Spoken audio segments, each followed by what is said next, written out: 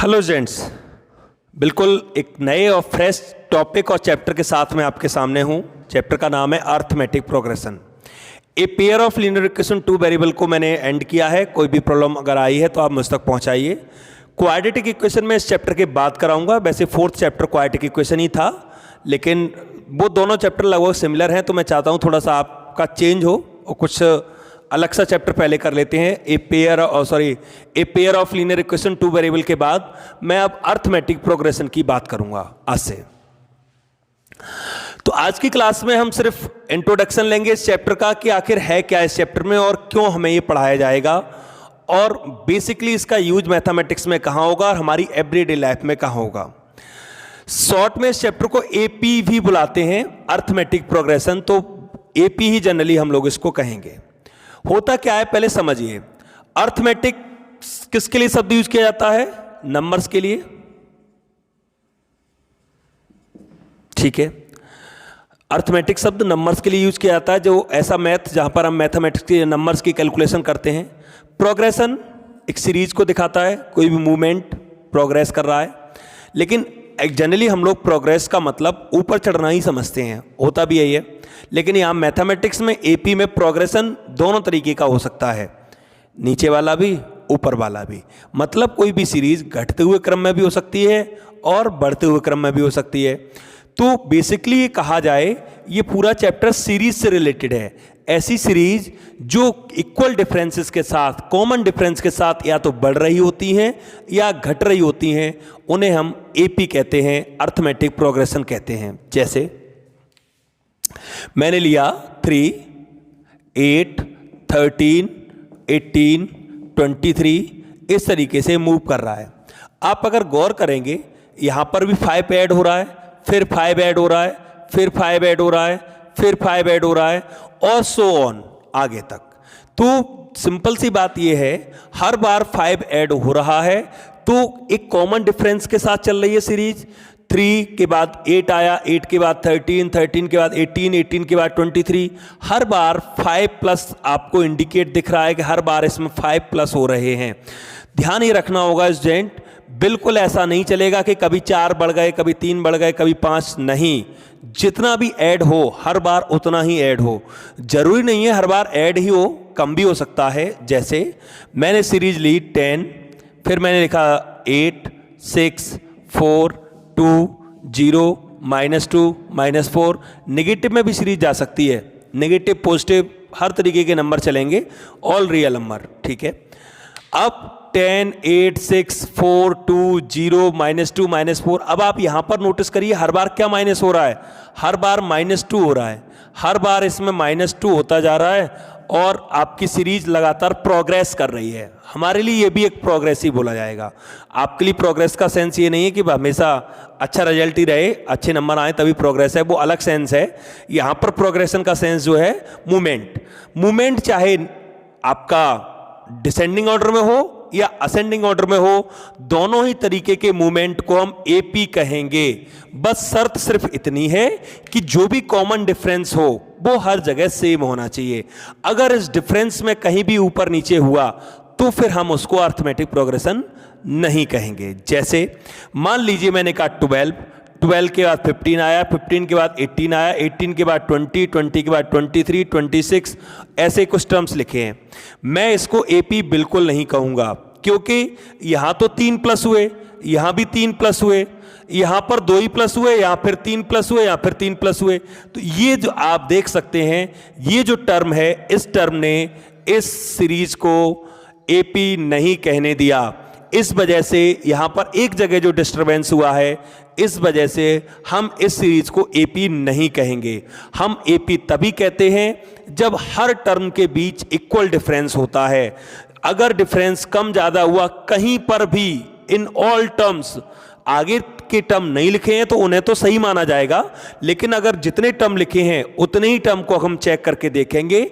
अगर उनमें कहीं भी डिफरेंस अलग अलग आता है तो हम उसे एपी बिल्कुल नहीं कहेंगे। तो बेसिकली एपी क्लियर हुई। एपी क्या है?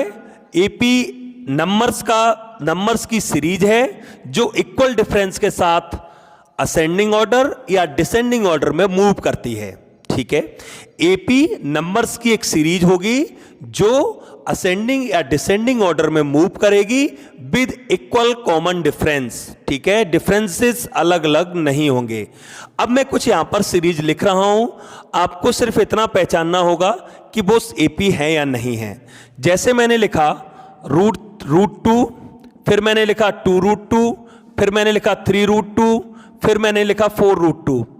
आप इस चीज में देखेंगे एपी है या नहीं है।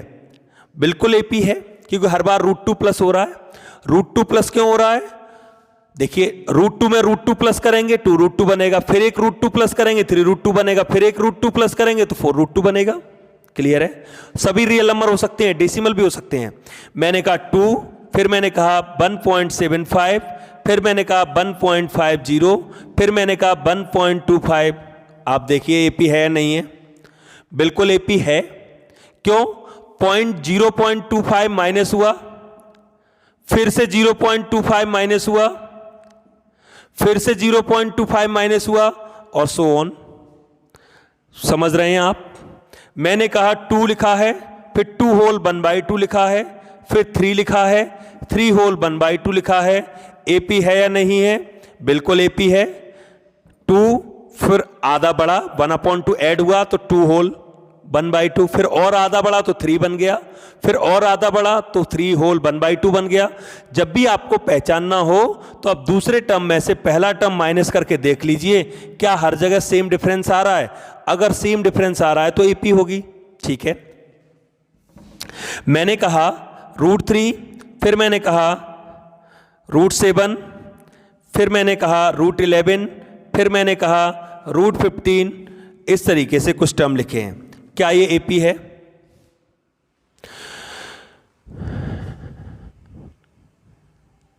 सोचिए, मैं टाइम दे रहा हूं। नहीं है। हो सकता है आपको थोड़ी देर के लिए लगा हो कि एपी है, क्योंकि आपको ऐसा फील आया हो कि √7 4 ऐड हो गए, फिर 4 ऐड हो गए, फिर 4 ऐड हो गए। क्या √3 में √4 ऐड होकर √7 आएगा? जरा अपने आप से पूछिए।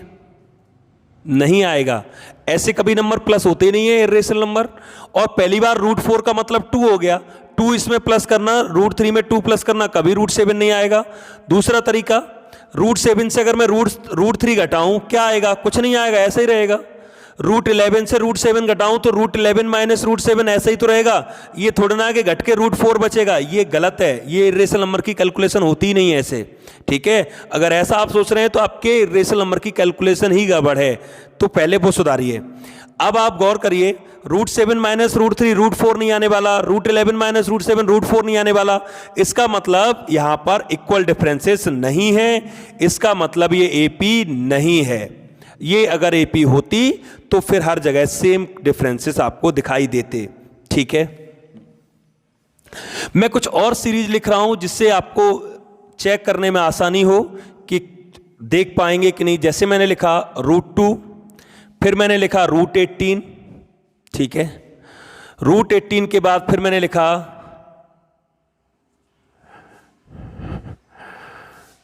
√50, ठीक है।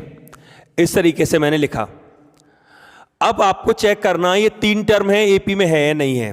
देखिए स्टूडेंट, कई बार क्या होता है, बड़े नंबर होते हैं तो उस कंडीशन में हमारी ड्यूटी बनती है कि हम फैक्टर करके चेक करें, एकदम से जवाब न दें। रूट में ही परेशानी होगी। है √2, √18 का मतलब है 3 × 3 × 2, √50 का मतलब है 5 × 5 × 2, ठीक है। यहां 3 का पेयर है, 5 का पेयर, ये √2 रहेगा, 3 √2 रहेगा, ये 5 √2 रहेगा, और ये सीरीज आगे को जा रही है, ठीक है। अब आप गौर करिएगा, सिंगल √2, फिर 3 √2, फिर 5 √2, यानी 2 √2 प्लस हुए, फिर से 2 √2 प्लस हुए, यानी एपी है। तो शुरुआत में देखने में नहीं लग रही थी, लेकिन जब मैंने कैलकुलेशन की तो बाद में हमें पता चला कि वो अर्थमेटिक प्रोग्रेशन की एक सीरीज है। तो हर चीज को ऑब्जर्व करने के बाद जवाब देंगे कि एपी है या नहीं है। अब कोई मुझसे अगला टर्म पूछे, अगला टर्म बताइए इसका, तो मैं कहूंगा √5 √2 के बाद फिर से 2 √2 प्लस कर दीजिए, तो अगला टर्म आ जाएगा 7 √2। 7 √2 को अगर और प्रॉपरली लिखना है तो √98 हो जाएगा। लीजिए √98 अगला टर्म आ गया, अगर वहीं पर ऐड करना है तो तो इन चीज़ों को भी ध्यान में रख के चलेंगे कि अगले टर्म अगर पूछा है तो उसके बेसिस पर और आगे भी बढ़ा सकते हैं। फिर से 2√2 जोड़ दीजिए, लीजिए 9√2 हो गया। तो इस तरीके से हम ढेर सारे टर्म लिख सकते हैं। तो ये तो बात हुई इस बात के लिए कि एपी को कैसे पहचानेंगे कि वो पर्टिकुलर सीरीज एपी में है या नहीं है, और आप सीख गए होंगे कि एपी को कैसे पहचानना है। ढेर सारे एग्जाम्पल मैंने लिए जिससे ये पहचान पाए एपी है या नहीं है। अब कुछ इसके टर्म्स की बात करता हूं मैं। देखिए स्टूडेंट, एपी के जो फर्स्ट टर्म होता है सीरीज का, उस फर्स्ट टर्म को हम सिंबल ए से डिनोट करते हैं। ऐसे समझ सकते हो, बिगिनिंग अल्फाबेट की ए से है तो बस सीरीज की बिगिनिंग का पहला लेटर हमने एक ए मान लेते हैं। और जो कॉमन डिफरेंस होता है, कॉमन डिफरेंस, उस कॉमन डिफरेंस को हम स्मॉल डी से रिप्रेजेंट करते हैं। और कॉमन डिफरेंस कभी भी निकालना हो तो हमेशा दूसरे टर्म में से पहला टर्म घटाएंगे, पहले में से दूसरा नहीं घटाएंगे, तो कॉमन डिफरेंस निकल कर आएगा। जैसे मैंने कहा find A and D. A and D का मतलब सिंबल में ही बात होगी, आपको मतलब समझना होगा। In the following AP, in the following AP. अब कुछ एपी में आपके सामने लिखूंगा, आपको इन एपी में ए और डी फाइंड आउट करना होगा, ठीक है। जैसे मैंने एक एपी ली, मैंने कहा 7, 12, 17, 22, ये एपी है। अब इसका पहला टर्म क्या हो गया? 7। पहले टर्म के लिए कोई दिमाग लगाना ही नहीं है, 7। दूसरा डी क्या हो गया? डी निकालने के लिए हमेशा दूसरे टर्म से पहला टर्म घटाएंगे, और देखिए डी आ गया 5। ये कोई जरूरी नहीं है कि हम हमेशा यही करेंगे, हम इसमें से भी ये माइनस कर सकते थे, इसमें से भी माइनस कर सकते थे, क्योंकि ये एपी है। अब हमें ये चेक नहीं करना है कि एपी होंगी कि नहीं होंगी, मैं पहले से अनाउंस कर रहा हूं ना, दीज आर द एपीज, ये एपी हैं, तो हर जगह डिफरेंस 5 ही होगा। तो ये ए रहा और ये डी रहा। जैसे मैंने कहा यहां लिखा है 5, यहां लिखा है, चलिए मैं शुरुआत करता हूं, 2 लिखा है, यहां -3 लिखा है, ठीक है, यहां -8 लिखा है, और यहां -13 लिखा है। आपसे कहा गया है आप निकालिए इसका ए और डी बताइए। आप गौर करिएगा स्टूडेंट, ए तो 2 हो गया, डी निकालने के लिए दूसरे टर्म में से पहला टर्म घटाएंगे। ध्यान रहे स्टूडेंट, दूसरा टर्म यहां पर -3 है, पहला टर्म 2 है, तो -3 से 2 ही घटेगा। तो डी की वैल्यू कितनी आ गई? देखिए -5, यानी कि हर बार -5 हो रहे हैं, आप देख सकते हैं यहां पर, ठीक है। आप कहें कि नहीं मैं तो डी निकालने के लिए मैं तो इसमें से ये माइनस करता तो ये भी चल जाता। -8 से माइनस करिए -3 को, -8 + 3, और देखिए -5 आता, फिर भी आप इसमें से माइनस करते फिर भी -5 आता। तो डी निकालने के लिए हमेशा पीछे के टर्म में से उसके आगे वाला टर्म घटा देंगे तो डी निकल आएगा कहीं भी। बिल्कुल जरूर नहीं है पहले दो में, बीच के दो में, कहीं भी पीछे के टर्म में से उसके आगे वाला टर्म अगर हम घटा देंगे तो हमें डी मिल जाएगा, कॉमन डिफरेंस मिल जाएगा, ठीक है। मैं कुछ और क्वेश्चन लेता हूं जिनमें ए और डी आप निकाल कर देखेंगे। जैसे मैंने कहा यहां लिखा है -3, यहां लिखा है 2, ठीक है, यहां लिखा है 7, यहां लिखा है 12। अब ए और डी निकालना है, तो ए की वैल्यू तो हो गई -3, और डी निकालने के लिए 2 में से -3 माइनस होगा, तो 2 + 3, और डी की वैल्यू कितनी आ गई? 5। मान लीजिए माइनस प्लस के नंबर में आपको उलझन हो रही है, तो आपको क्या दिक्कत है? जरूरी है डी यहीं पे निकालो, डी यहां निकाल लो, डी यहां निकाल लो, तो डी तो यहां से भी मिल जाएगा, डी यहां से भी मिल जाएगा, और डी यहां से भी मिल जाएगा। तो अगर माइनस से आप उलझना नहीं चाहते हैं तो कोई जरूरी नहीं है कि डी हमेशा पहले 2 टर्म से निकलेगा। डी पहले 2 नहीं, कोई भी 2 टर्म से डी निकाला जा सकता है। बस पीछे वाले टर्म से, मतलब राइट हैंड वाले टर्म से लेफ्ट हैंड वाला टर्म माइनस कर दीजिएगा, डी आपका निकल आएगा कॉमन डिफरेंस, और आपको ये पता लग जाएगा कि सीरीज में कितने कितने का गैप है। जैसे मैंने लिखा 3 होल 1/2, ठीक है, फिर मैंने लिखा 7, फिर मैंने लिखा 10 होल 1/2, ये सीरीज है। अब यहां पर फर्स्ट टर्म तो हो गया 3 होल 1/2, अब डी निकालना है तो 7 में से 3 होल 1/2 माइनस कर दीजिए, डी निकालना है, 7 माइनस सॉल्व करेंगे 7/2, एलसीएम लेंगे 2, 14 माइनस 7, तो डी की वैल्यू देखो कितनी आ गई 7/2। तो डी निकालना, कॉमन डिफरेंस निकालना आपको सीखना होगा, इसकी बहुत ज़रूरत पड़ने वाली है आगे। अब अगर मैं आपको ये कहता हूं right next 2 term in the following AP. अब मैंने एक एपी लिखी, मैंने लिखा 0.75, 1.50, ठीक है। फिर इसमें मैं बढ़ाता हूं तो 2.25, इस तरीके से एपी चल रही है। इसके मुझे और 2 टर्म लिखने हैं, तो ए की वैल्यू कितनी हो गई 0.75, डी निकालने के लिए 1.50 से 0.75 घटाएंगे तो डी की वैल्यू भी 0.75 आएगी। क्लियर है?